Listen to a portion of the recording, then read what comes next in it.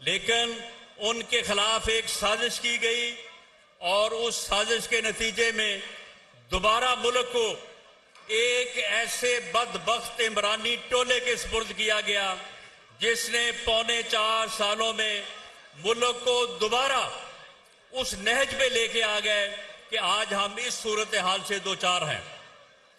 इस वक्त मुल्क को इस सूरत हाल से निकालने के लिए दोबारा जरूरत है कि पाकिस्तान मुस्लिम लीग नून और मियां नवाज शरीफ की क़यादत में जो है वो दोबारा जद्दोजहद की जाए।